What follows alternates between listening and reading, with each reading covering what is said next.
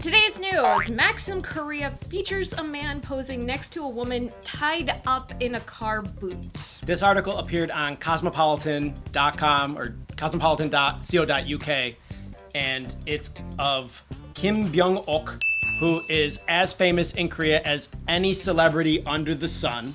He is super famous. I have seen him in many a drama playing the villain and in Korean movies. Probably Old Boy being the most famous of them. Yeah, he's been in a ton of Korean dramas. He does play the villain a lot. I think that's the key here.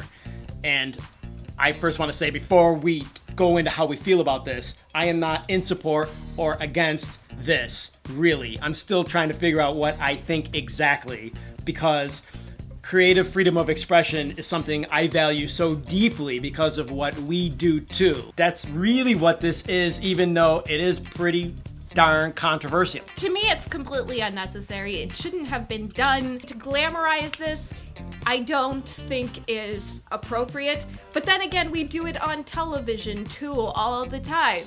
He's in thrillers, he plays a villain, so for him it's probably not any different than doing one of his thriller movies. It looks like a young woman's legs though when you look at the image. So that's the more sort of on the disturbing side of your feelings when you get a reaction from what you're looking at. He's standing there with a cigarette like, yeah, I just tied this bitch up. Excuse my language. I don't know, like what you're really supposed to feel when you see it is not pleasant.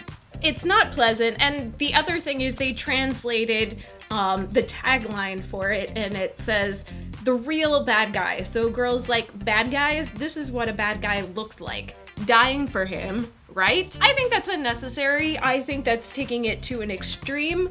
I do realize and recognize that domestic violence in Korea and dating violence is horrible. And in fact, a little over, actually, I think within the last year, I saw an article about a Korean man who was dating a Korean woman who had studied in the US, gone back to Korea, and he killed her and chopped her up and stuck her in bags. And ew. I think part of the issue with this is it's glamorizing violence. Yes, there needs to be awareness, but why make it beautiful? Why glamorize it? Because it is something that is happening to a certain extent. Why not?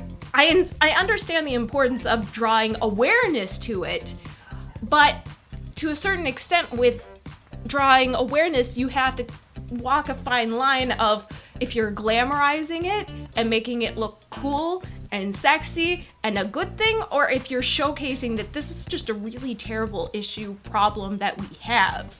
Let me ask you this. What's the difference between this sort of thing happening in a movie or in a drama where two people are playing characters versus a still snapshot on the front cover of a magazine, basically the same thing or the same image? Well, I think one difference is to go to a movie, to watch a drama, you have to walk into the movie theater. You have to pay the money.